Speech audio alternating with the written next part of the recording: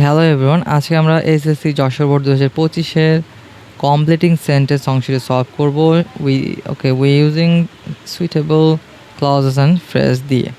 So this is KM Shovon from English Insights. চলো শুরু করা যাক। সো সবার প্রথমে যে সেন্টেন্সটি রয়েছে এটা খুব ইম্পর্ট্যান্ট, এটা সব জায়গায় পাবেই। ওকে, যে হি ওয়াক্স ফাস্ট, সে দ্রুত হাঁটে। লেস্টের যে ব্যবহারটি থাকবে, তো লেস্টের পর স্ট্রাকচার হবে কি সাবজেক্ট শুড অথবা মাইট, তারপর ভার্বের বেস ফর্ম। ওকে, এটার অর্থ এই লেসটা কেন ব্যবহার করা যায়? সে দ্রুত হাঁটছে যে কোনো কিছু যাতে সে মিস না করে এই ভয়ে। এখানে আমরা ব্যবহার করতে পারবো he walks fast lest, he শুডও ব্যবহার করা যাবে অথবা মাইটও ব্যবহার করা যাবে। He should or might miss the train, সে ট্রেন মিস করার ভয়ে দ্রুত হাঁটে। এখানে যদি ওয়াকড থাকতো তারপরেও কিন্তু এখানে শুড বা মাইটের কোনো পরিবর্তন হতো না। He walked fast lest he should or might miss the train, অর্থাৎ কি সেটার বাংলা হতে এরকম, সে দ্রুত হাঁটতো যাতে সে ট্রেন মিস না করে। ওকে, সো খেয়াল রাখতে হবে লিস্টের পর শুড সাবজেক্ট শুড অথবা মাইট ব্যবহার করা হবে। তারপর অংশটি দেখি এ পেন, এখানে রিলেটিভ প্রোনাউন ব্যবহার করা হয়েছে হুইচ, এই রিলেটিভ প্রোনাউন দ্বারা কাকে বোঝাচ্ছে? এই পেনকে বোঝাচ্ছে। এ পেন হুইচ ওয়াজ বট, যেটা কেনা হয়েছিল। তারপরে এই পেনের সাথে সঙ্গতিপূর্ণ আমার একটা অংশ দিতে পারি এখানে। এ পেন হুইচ ওয়াজ বট, যেটা কেনা হয়েছিল, ওয়াজ গিফটেড, সেটা গিফট করা হয়েছে। অথবা ওয়াজ স্টোলেন, সেটা চুরি হয়ে গিয়েছে। ওকে ওকে, সাবজেক্টের পর এখানে রিলেটিভ প্রোনাউন ক্লজ থাকছে, যেটা হচ্ছে হুইজ ওয়াজ ভি3। তারপর প্রিন্সিপাল ক্লজের বাকি অংশ, এই যে প্রিন্সিপাল ক্লজে পেনের সাথে রিলেটেড, সে বাকি অংশ আমরা ব্যবহার করেছি। সো সি নাম্বারটা দেখা যায়, I close the door of my room so that. Okay, so that এখানে কি আই ক্লোজড, আমি দরজাটা বন্ধ করেছিলাম। খেয়াল রাখতে হবে past indefinite. I closed the door of my room so that I could study attentively, যাতে আমি মনোযোগ দিয়ে পড়তে পারতাম। এখন যদি এখানে ক্লোজ থাকতো, প্রেজেন্ট টেন্স থাকতো, সেই ক্ষেত্রে আমরা ব্যবহার করতাম, যদি থাকতো এরকম যে I closed the door of my room so that এখানে হতো I can study attentively। খেয়াল রাখতে হবে যদি পাস্ট টেন্স থাকে, যদি এখানে পাস্ট টেন্স থাকে তার পরবর্তী অংশে কুড মাইট এগুলো ব্যবহার করা হবে। আর যদি এখানে প্রেজেন্ট টেন্স থাকে তাহলে ব্যবহার করতে হবে can may. Okay, so that subject can could may might ব্যবহার করা হচ্ছে। আচ্ছা, আর এগুলোর পর কিন্তু সবসময় কি মডেল অক্সিলারিসের পর ভার্বের বেস ফর্ম ব্যবহার করা হবে। আর আগের অংশে যেহেতু পাস্ট টেন্স, সেই জন্য আমরা কুড এবং মাইট ব্যবহার করেছি, কুড বা মাইট ব্যবহার করেছি। তারপরটি দেখি, the poem is too hard, এর টু এর ব্যবহার। দ্য পোয়েম এখানে টু এর পর এটাকে অ্যাডজেটিভ, হার্ডটা হচ্ছে adjective. The poem is too hard to understand for me. Okay, অথবা ব্যবহার করা যাবে the poem is too hard, তারপর আমরা ব্যবহার করতে পারি for me to understand, okay, যে কবিতাটি এতটাই কঠিন আমার জন্য, আচ্ছা কবিতাটি আমার জন্য বা আমার বোঝার জন্য অনেক কঠিন ছিল। আচ্ছা, তারপরে অংশটা দেখি, আনলেস ইউ কেম, আনলেসের মধ্যে কি রয়েছে? এটা একটা নেগেটিভ মিনিং দিচ্ছে, যদি না তুমি। আচ্ছা, আনলেস ইউ কেম, যে যদি না তুমি আসতে। আনলেস ইউ কাম, যদি না তুমি আসো। ওকে, মিনিংগুলো খেয়াল রাখতে হবে। এই অংশে কিন্তু আর নট ব্যবহার করা যাবে না। আনলেস যুক্ত ক্লজটার ভেতরেই কিন্তু একটা নেগেটিভ স্টেটমেন্ট রয়েছে, এই জন্য আলাদা করে এখানে নট ব্যবহার করা যাবে না। যে আনলেস ইউ কেম, যদি তুমি না আসতে। আর আমরা অর্থ অনুযায়ী পরের ক্লজে নেগেটিভ ব্যবহার করতে পারবো, সমস্যা নেই। যদি তুমি না আসতে, we couldn't enjoy the party, আমরা পার্টিটি উপভোগ করতে পারতাম আমরা পার্টিটি উপভোগ করতে পারতাম না।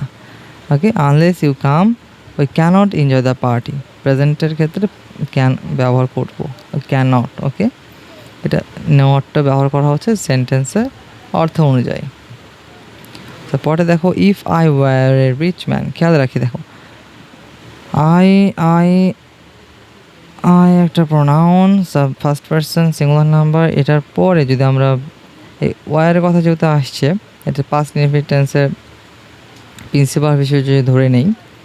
ওকে, ওয়াজ ওয়ার সাধারণত পাস্ট কন্টিনিউয়াস টেন্সের অক্সিলারি ভার্ব, এখানে যদি পাস্ট ইনডিফিনিট টেন্সের প্রিন্সিপাল ভার্ব হিসেবে ধরে নেই তাহলে হবে আই ওয়াজ। ওকে, ব্যবহার করা হবে আই ওয়াজ। এটা অ্যাজ ইউজুয়াল ক্ষেত্রে, যখন একটা হাইপোথেটিক্যাল সিচুয়েশন চলে আসবে সেই ক্ষেত্রে ব্যবহার করা হবে ওয়ার।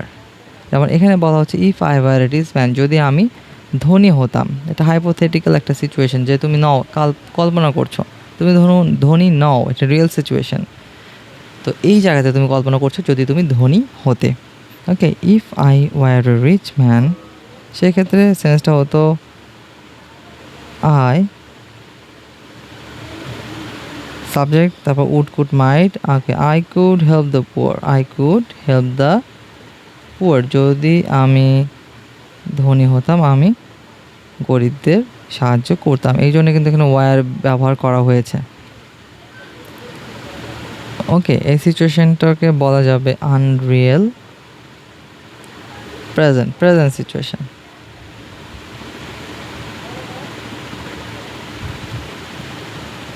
আচ্ছা, পরবর্তীতে দেখি যে I wanted to learn English instead of অর্থ হচ্ছে পরিবর্তে।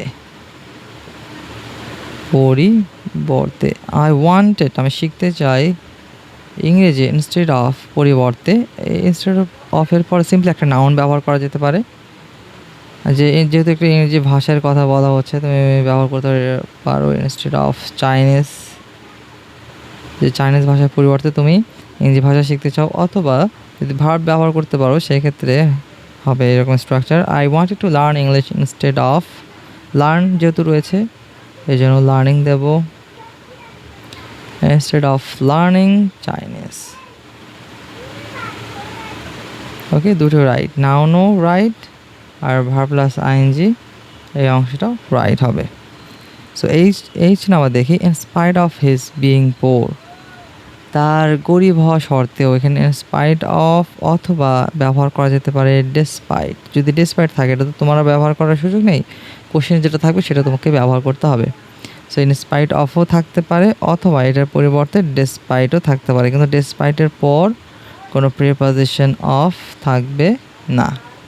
তো in spite of his being poor, তারপরে বিপরীত অর্থবোধক একটি প্রধান ক্লজ আমরা অ্যাড করে দেবো। খুব জেনারেল একটা স্টেটমেন্ট হচ্ছে, in spite of his being poor he is honest, তার গরিব হওয়া সত্ত্বেও সে ছিল সৎ। ওকে, আই নাম্বারটা দেখি, because of being a small, তার ছোট হওয়ার কারণে একটা ফলাফল দিতে হবে, স্টেটমেন্ট দিতে হবে, রেজাল্টিং ক্লজ দিতে হবে আমাদের এখানে। Because of being a small, pronoun ব্যবহার ভুল করা যাবে না, হার রয়েছে, হার থেকে কে আসবে, she, female. In spite of her being a small, she cannot touch the TV. She cannot turn on the TV. ওকে, যেগুলো সুইচ অন করে যেসব টিভি অন করতে হয়, সুইচ দিয়ে যেসব টিভি অন করতে হয়, she cannot touch the TV. Okay, and the last one, learn English properly till. ইংরেজি শেখো, টিল ব্যবহার করা থাকতে পারে অথবা আনটিল। আনটিলের স্পেলিং দেখেও শুধু একটা এল হবে, যে লার্ন ইংলিশ প্রপারলি, ভালোভাবে ইংরেজি শেখো, টিল। তারপর সিম্পল প্রেজেন্ট টেন্স আমরা ব্যবহার করতে পারবো প্রাসঙ্গিক, টিল ইউ মাস্টার ইট, যতক্ষণ না পর্যন্ত এটার উপর দক্ষতা অর্জন করছো ততক্ষণ পর্যন্ত তুমি ইংরেজি শিখতেই থাকো। Learn English properly till you master it. Okay, so এটা যশোর বোর্ড 2025 কোশ্চেন, ভালো করে প্র্যাকটিস করো। যারা তোমরা এসএসসি 26 তো তোমরা পরীক্ষা দিচ্ছ, তোমাদের জন্য অবশ্যই শুভকামনা। যারা 27-28 থাকবে তারা অবশ্যই বোর্ড কোয়েশ্চেনগুলো সলভ করবে। And stay with me for solving all the board questions. That's all for today. Thank you.